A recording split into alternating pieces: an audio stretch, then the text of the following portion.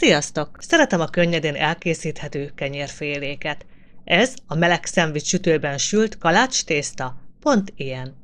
A tészta 1-2 napig tárolható hűtőben annélkül, hogy savanyú íze lenne, és csak annyit sütök meg mindig, amennyit éppen megeszünk. Én kovásszal készítem el a tésztát, de élesztőt is lehet használni. Egy keverőtálba beleöntök 150 g tejszínt, 150 g tejet, hozzáadok egy darab tojást, 50 g cukrot, 5 g sót, 100 g kovászt és 500 g lisztet. Az egészet alaposan összekeverem. Lehet dagasztani is, ha szeretnéd.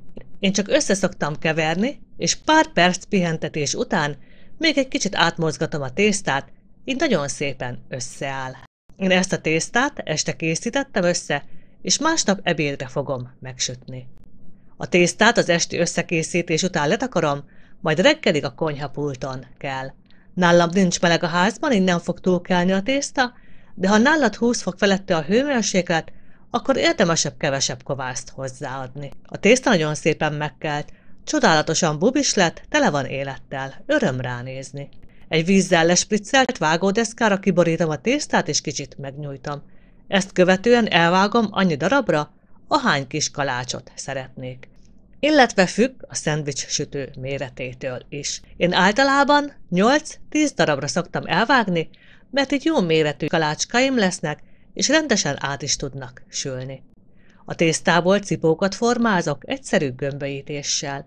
Ezt enyhén vizes vágódeszkán szoktam végezni. A levágott tésztadarabot kicsit megnyújtom, majd az oldalakat középre behajtom, összecsípem, majd átfordítom és gömbölyítem.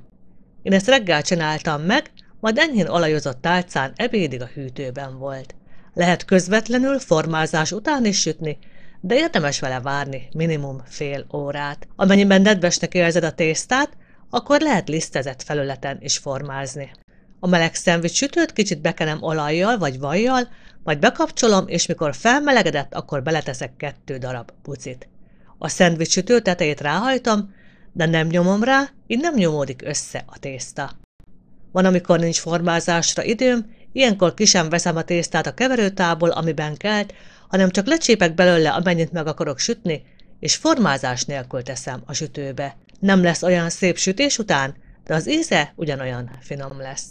Addig sütöm, amíg szép aranybarnára meg nem sül. Érdemes aznap megenni, ahogy sül, és csak annyit érdemes egyszer elkészíteni, ami el is fog fogyni. A szendvics sütő kicsit kiszárítja a tésztát, így nem lesz olyan sokáig friss, mint a sütőben sütném. Kis zsemle kinézete van a kész kalács tésztának. Ízre se nem édes, se nem sós, így bármilyen feltéttel ehető.